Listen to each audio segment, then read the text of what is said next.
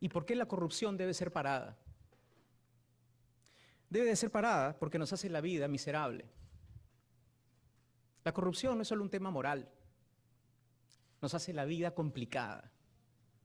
El día de hoy no podemos construir colegios de calidad debido a la corrupción, porque los colegios, después de los primeros 6 meses, se caen a pedazos por los materiales que se usan debido a la corrupción.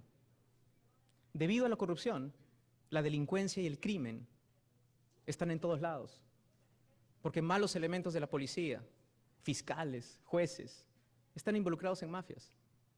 Debido a la corrupción, no tenemos seguridad jurídica, porque en el Perú se falsifica todo y a nadie le importa. Debido a la corrupción, tenemos problemas en el sistema de salud, porque las medicinas se sobrevaloran, porque las chispitas que le llegan a los niños no le llegan a los tiempos que se requieren. Les quiero poner un caso particular, solo uno, para tener idea del impacto que esto puede tener.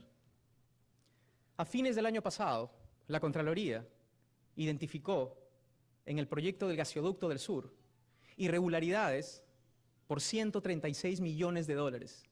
136 millones de dólares en irregularidades en un solo caso. Con esa plata hubiésemos podido conectar a 30.000 familias en el Perú con agua potable y alcantarillado. 30.000 familias. Hubiésemos podido construir 3.500 pistas del tamaño de 100 metros. Salud bien equipados a nivel nacional. Y lo más doloroso es que con esa plata hubiésemos salvado la vida de 300 niños que el día de hoy tienen cáncer en el Perú. Por eso los corruptos no son solo delincuentes, los corruptos son traidores a la patria y deberíamos de tratarlos como tal. ¿Cómo vamos a luchar contra la corrupción? De varias formas. Como les digo, la lista de la lavandería es inmensa. Lo importante es la visión y el dónde. Primero, vamos a involucrar a la población. La población tiene las ganas de apoyar al Estado y no sentir y solo observar que el Poder Judicial y el Ministerio Público lo pueden hacer todo.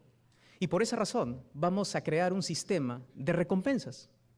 Así como en los años 90 se creó un sistema de recompensas para identificar a terroristas, que fue muy exitoso, nosotros también vamos a crear un sistema de recompensas en donde todos los peruanos que denuncien casos de corrupción van a tener incentivos, siempre y cuando tengan evidencia.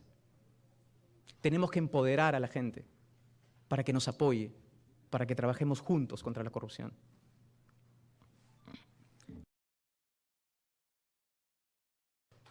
Tenemos que modernizar y fortalecer todas las entidades del Estado que el día de hoy luchan contra la corrupción y que paradójicamente son aquellas entidades que peor percepción tienen en lucha contra la corrupción. Y quiero comenzar por la Policía Nacional. La Policía Nacional tiene que fortalecer su capacidad de investigación e inteligencia.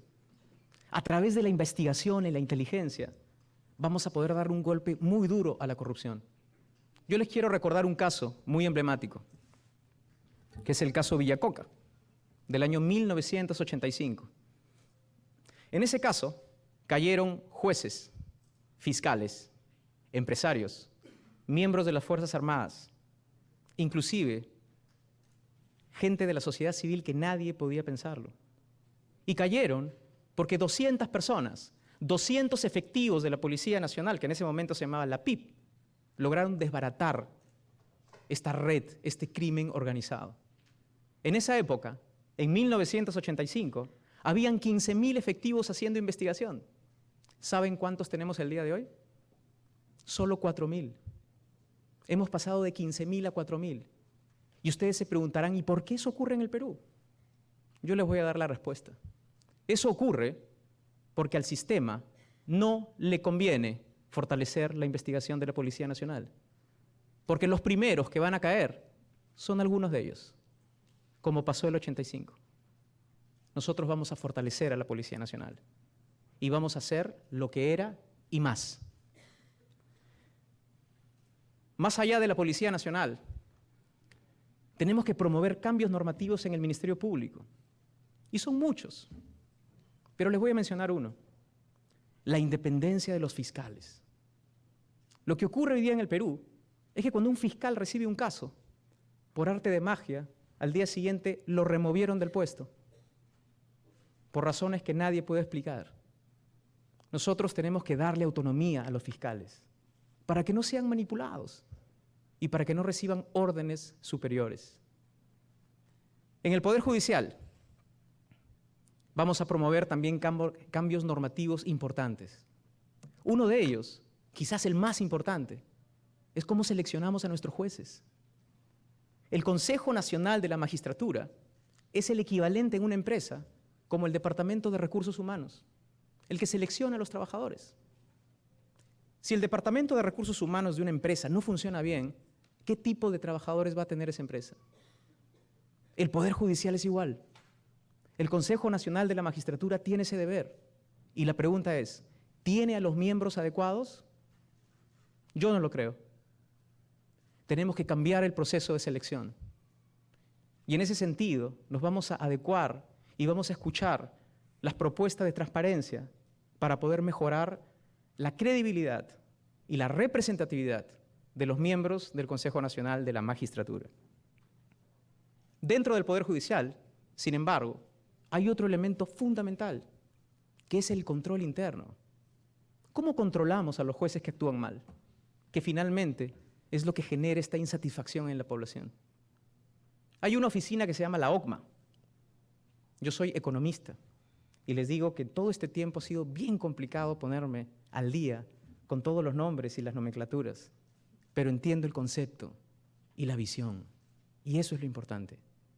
Y en el caso de la OCMA, tenemos un problema de conflictos de interés, porque son los mismos jueces los que controlan a los mismos jueces.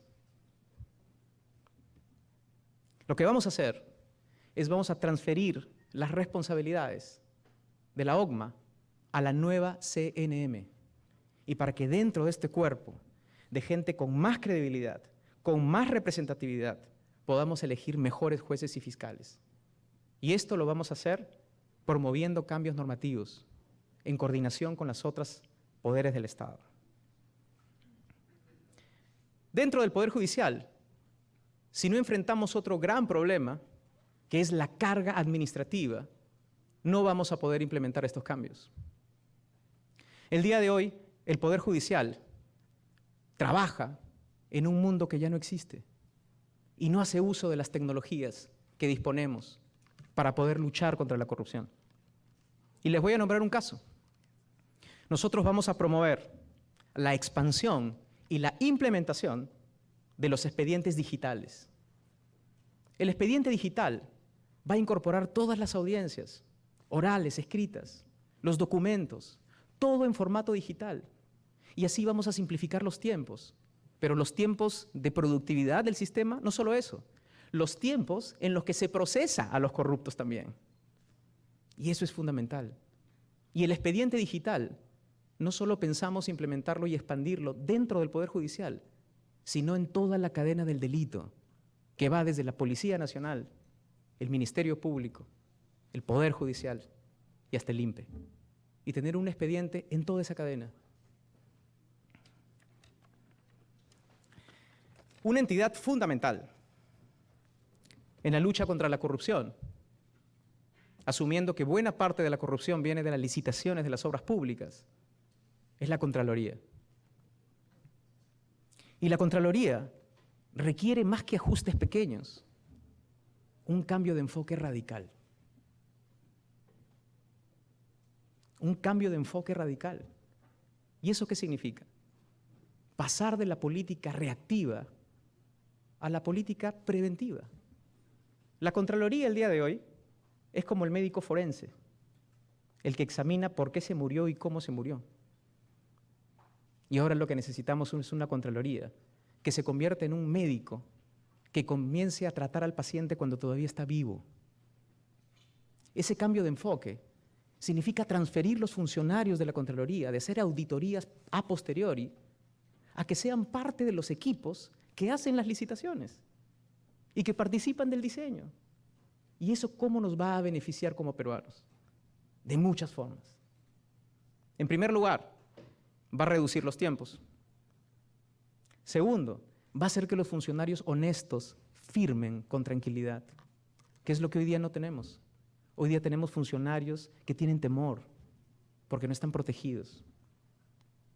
Y también ese trabajo va a agilizar la ejecución de las obras, porque la probabilidad de tachas y observaciones a los proyectos de licitación se van a reducir y eso va a mejorar la ejecución del gasto y los empleos y el crecimiento. Y la buena noticia es que no requiere ningún aumento presupuestal y tampoco requiere ningún cambio en ninguna ley, sino simplemente la decisión de un contralor que tenga las cosas claras y un contralor que sí quiera luchar contra la corrupción.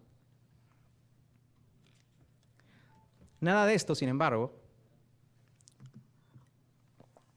nada de esto será posible si estas entidades que estamos fortaleciendo, que le estamos dando dientes, no coordinan entre ellos y no comparten información. El problema que tenemos el día de hoy es que los expedientes que llegan al Poder Judicial llegan débiles, sin toda la información que requieren. Es decir, casos sólidos, en donde los jueces puedan decidir rápido, porque toda la evidencia está escrita.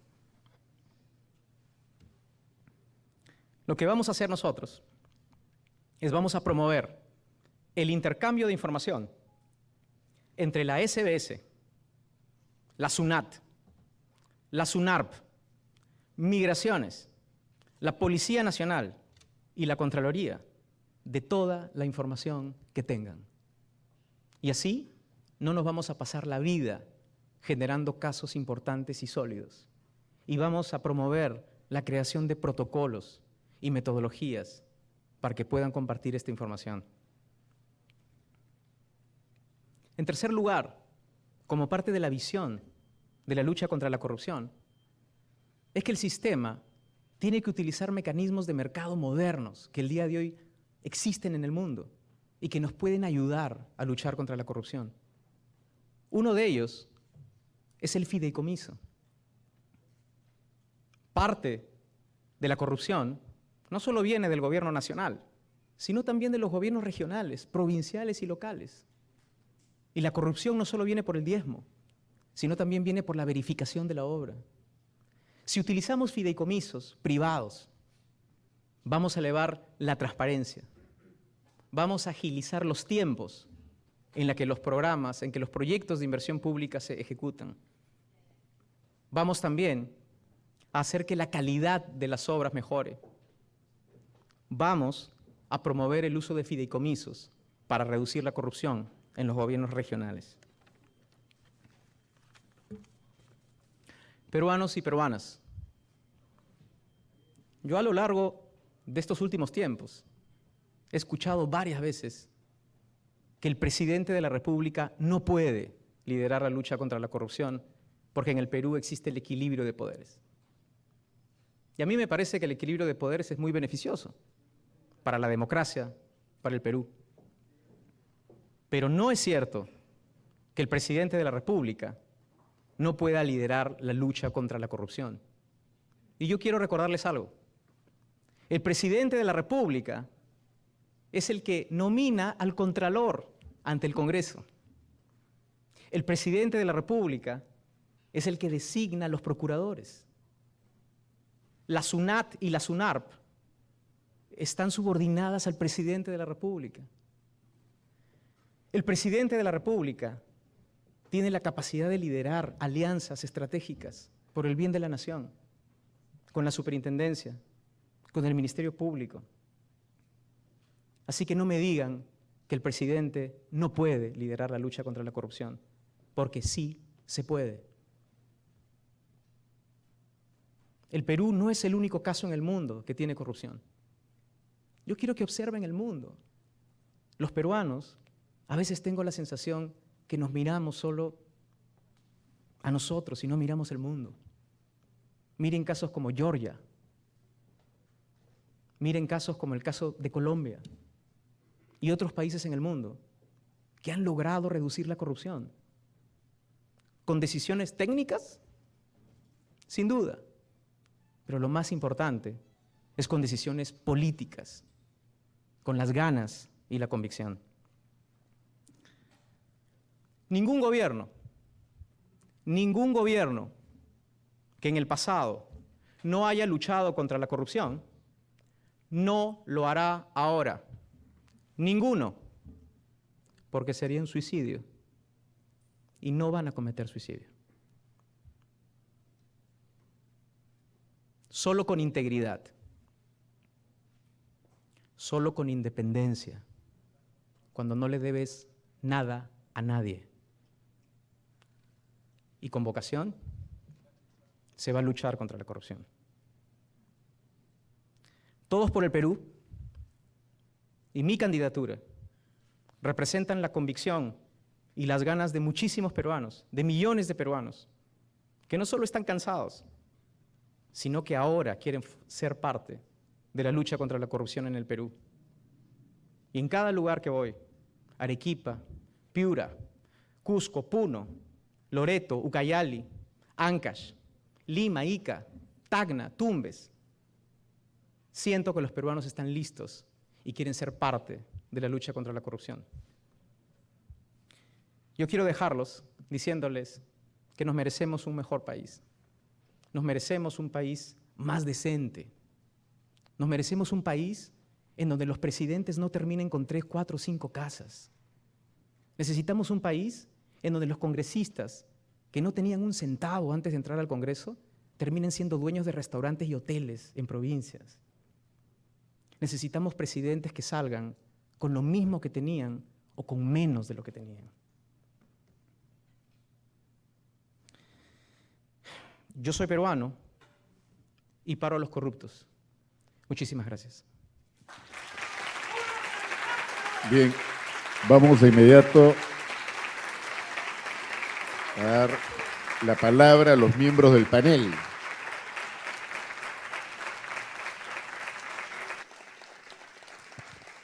Haciendo la salvedad que la presentación ha tomado unos 16 minutos, por lo cual esto podría extenderse un poquito más de lo acordado, pero vamos entonces a darle la palabra a Fernando Carballo primero. Julio Guzmán, usted nos ha presentado una lista de varias instituciones que usted quiere reformar. Antes de entrar en el detalle, sin embargo, dijo que el sistema se oponen a los cambios porque hay personas que se ven perjudicadas si hay cambios en el sistema. Quisiera por eso que nos aclare a qué llama usted sistema y quiénes son estas personas que se oponen a los cambios.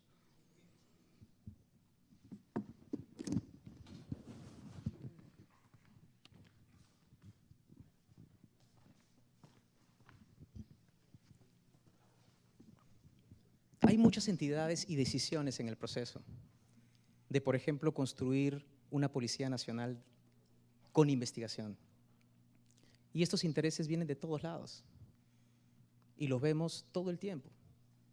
Y los que hemos estado en el Estado sabemos que realmente no existe una vocación, porque una de las cosas que entendí cuando estuve en el Estado es que la corrupción no es la corrupción del funcionario con la empresa privada, es la corrupción del funcionario que le da el 10% a su jefe y ese jefe le da otro porcentaje a su jefe y así. La corrupción es crimen organizado. Y si no entendemos que la corrupción es crimen organizado, entonces difícilmente vamos a encontrar la solución. Y la investigación, para mí, y la inteligencia es fundamental.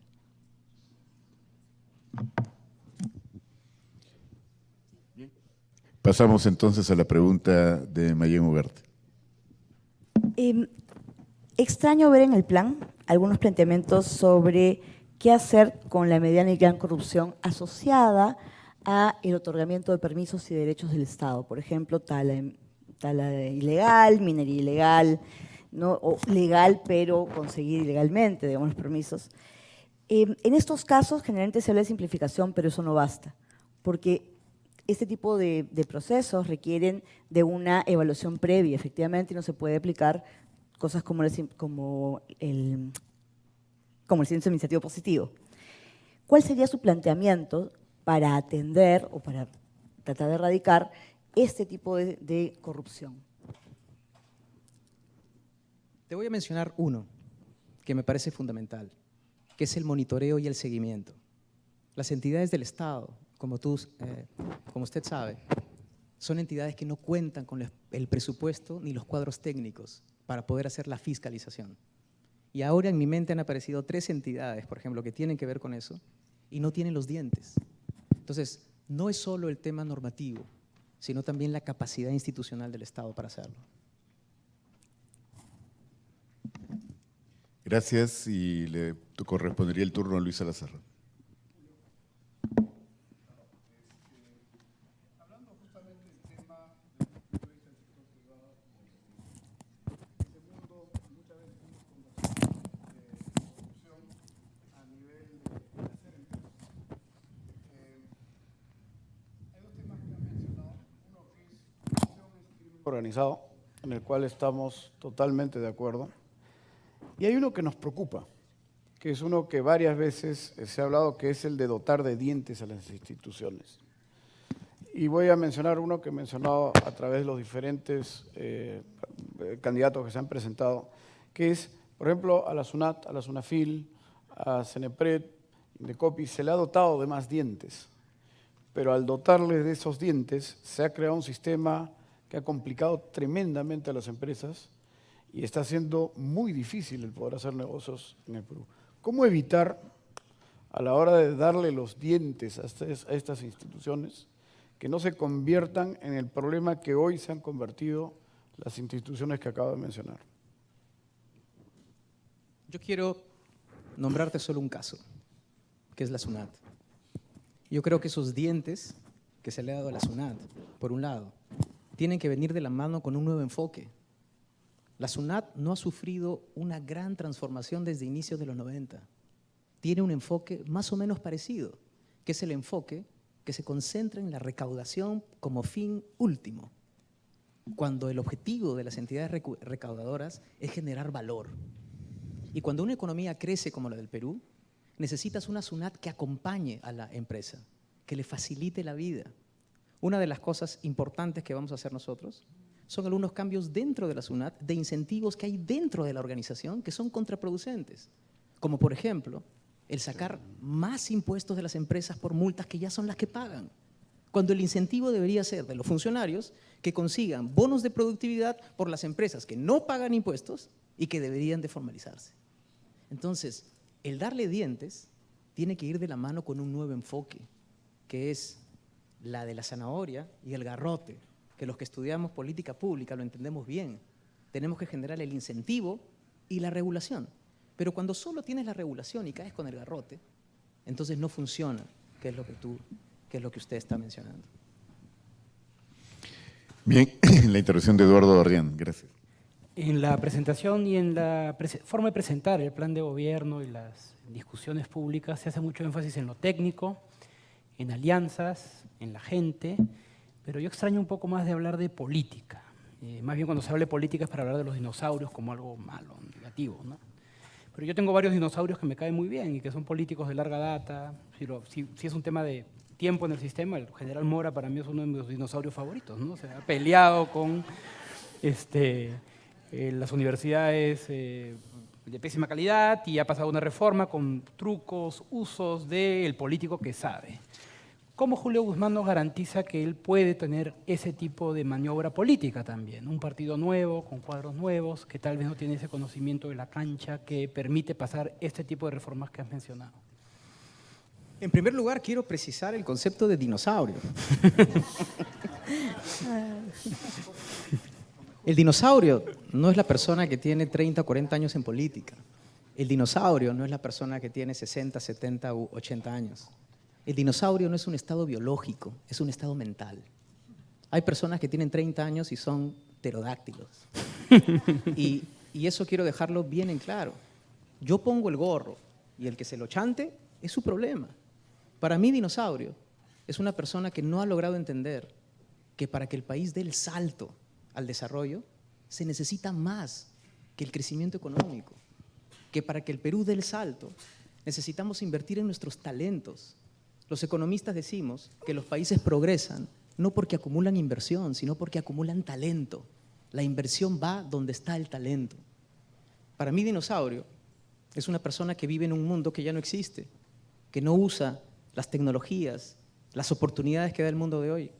Para mí, dinosaurio es una persona que no entiende el rol del Perú hoy día en el mundo y la inmensa oportunidad que se está yendo de nuestros ojos en no entender que el Perú debe de conectarse con Asia y todas sus políticas fiscales, cambiarias, de infraestructura, de educación, tienen que estar vinculadas a eso, porque en los próximos 50 años eso va a ser el vehículo, no el enfoque, el vehículo que nos va a permitir llegar al desarrollo.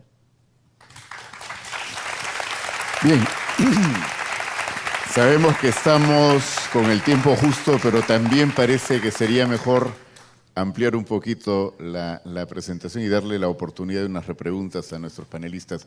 De manera muy breve, por favor, regresamos entonces a Fernando Carballo.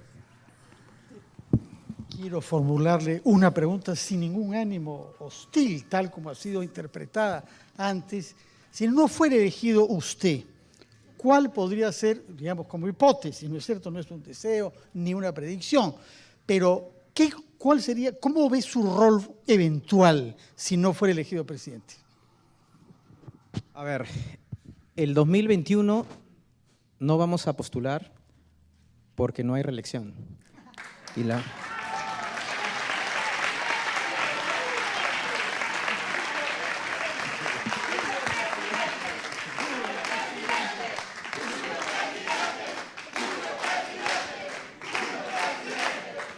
Bueno, de inmediato, Mayén Ugarte, por favor, para continuar con la brevedad que habíamos anunciado.